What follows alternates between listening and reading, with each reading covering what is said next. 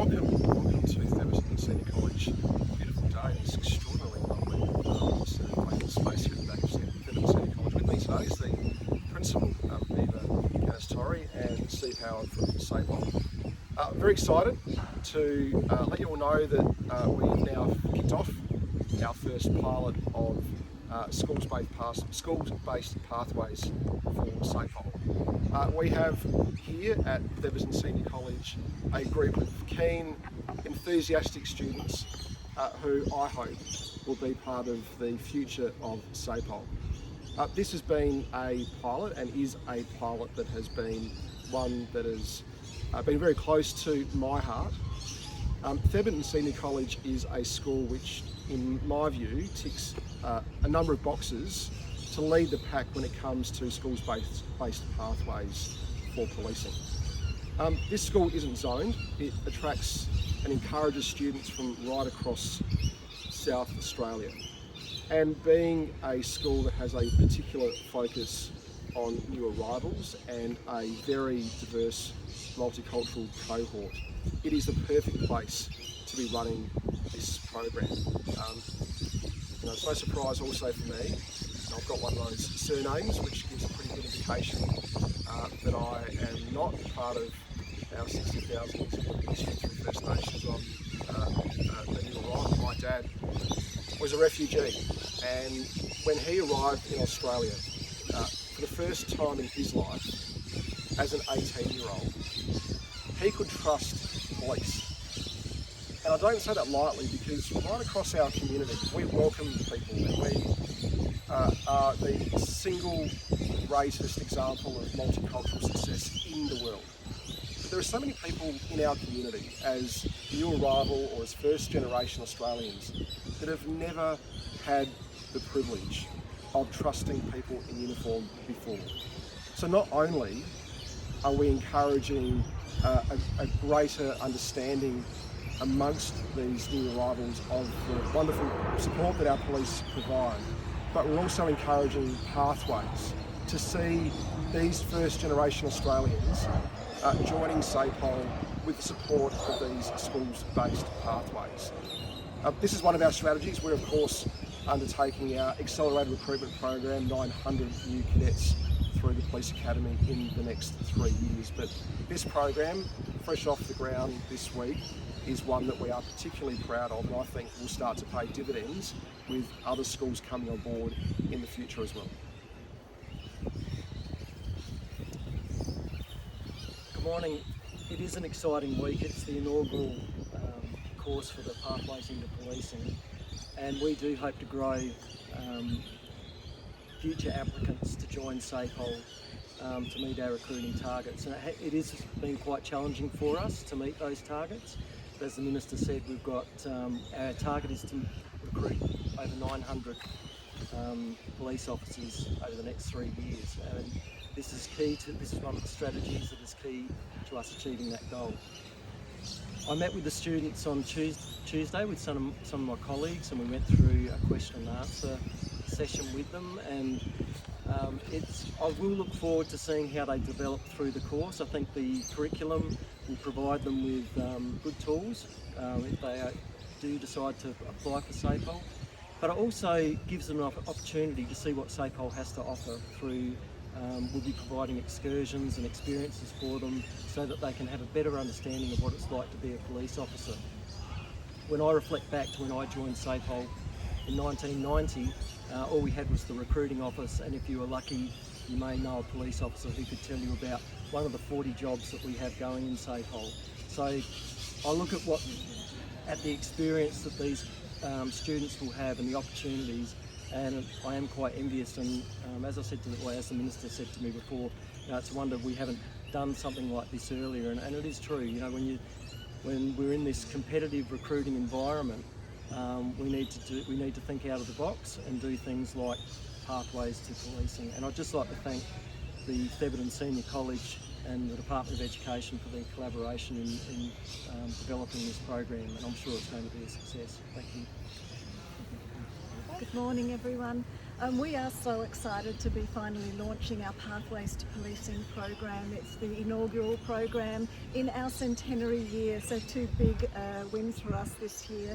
The young people who have come to us from across the three sectors and from all over Adelaide have come because they have strong purpose. They really want to be police officers, and we've just been thrilled to work with SAPOL to develop the curriculum for them over the past 9 months, and a lot of work has gone into making sure that the learning is real and it really reflects what's happening in the police force and gives them a deeper understanding around all of the different roles that are available in the police force to them. During the course they're going to develop interpersonal their capabilities as well as deeper learning, and so by the end of this year they'll know for themselves whether they have what it takes to be a police officer, or they'll have a set of skills that'll take them into an allied industry. We really thank SAPOL for walking with us side by side by having them with us in this program. The students are getting a really deep immersion into the industry, which is just a wonderful opportunity for them to understand what they're working towards. Thank you. Sorry, you may have just said, but how many students have? We have 12 at the moment. We had many more applicants, but there was a process that the students needed to go through, and out of the applicants we selected 12 for this initial program. How many applicants were there? There were over 30.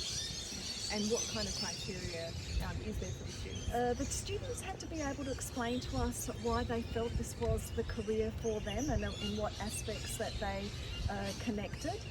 We also needed to know from them what the capabilities were that they had that would help them become successful in this career. There was also an interview process. Thank you. Some questions for the minister? Yeah. Sure. Sorry, I just forgot to add one thing, I'm sorry. These students through the Pathways program will also have unparalleled access to some of the courses, some of the infrastructure and some of the facilities of SAPOL. Today we're going to see the students we put through their physical paces, but they will also have direct access to the physical training and obstacle courses within the Police Academy. They'll also be undertaking a camp at SAPOL's State Training Centre in Rukunga. So this is really exciting, and it's putting meat on the bone for these students in a way that is unprecedented in terms of access to the behind the scenes action of police recruiting and training. Just in terms of this program, I guess how crucial is it to boosting police numbers and an effort across the board? Yeah, look, if I'm honest, it's one of those things that when it became in its infancy, and when it was one of those matters that I was considering, my first thought was, why haven't we done this earlier? Why haven't we done this before? You know, policing is a generations old career. Deverson Senior College is 100 years old this year. Here we are running a pilot. So often it takes what we saw in the COVID years, where it was a significant drop in applications, to really push decision makers and policy makers into this. But like I say, it's been a great success so far. It's one that is really common sense to me, and one that I expect that through this pilot we'll see, and already has been, a number of other schools expressing a very strong interest to come on board as well. But it's one of the pathways, and what we want to make sure, and as we have for many years now, is that our police service looks like our community. We want to see more people from multicultural backgrounds policing. We have now for a number of years been encouraging and seeing more women apply and become police, because the work that police do across the 50 plus career streams within policing touches every single corner of our community, and it is a good thing, it's a proud thing for us to be encouraging more and different people to becoming police. Could I ask a question sorry. on something else? Is overnight was sort of fatal? Yeah, look, every fatal is a tragedy. Every road trauma on our roads is a tragedy. I speak to our first responders daily, and it is very early in the year, but they're telling me that they notice and appreciate what has been a different start to this year compared to last year, particularly in the early stages that the trauma on our roads has been less than last year. We need people to continue to make positive decisions, do the right thing. Last night is an example. I don't, unfortunately, in these very early stages, understand the cause or consequence or circumstances, but it was a single vehicle, single fatality. We do see a tragic number of those across our state, but let's make 2024 a better year. And we're here talking about policing today. Let's give our police a bit of a break as well. They're the ones that knock on the doors to inform families of death, trauma. Let's give our police a break. Overnight as well, there were a number of fires, even this morning, and our firefighters have also put their lives on the line. Can you touch on that? Yeah, look, again, I'm sorry, I haven't had a sit rep on operational deployments this morning around fire is, but geez, our fire is doing an amazing job. Our first responders, whether it be police, our firefighters, paramedics, they are literally running into danger as the rest of us are running out.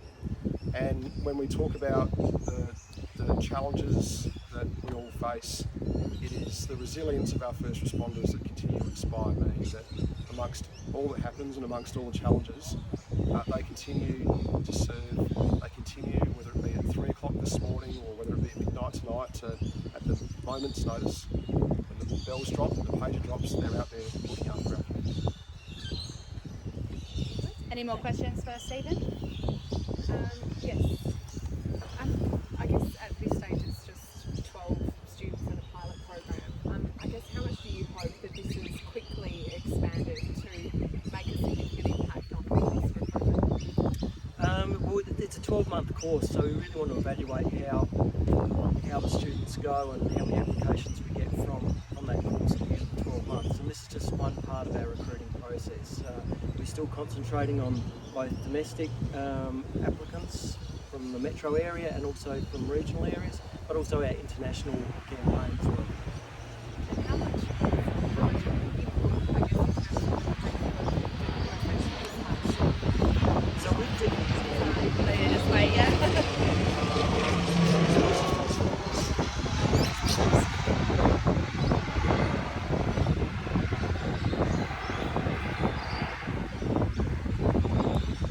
We've dedicated a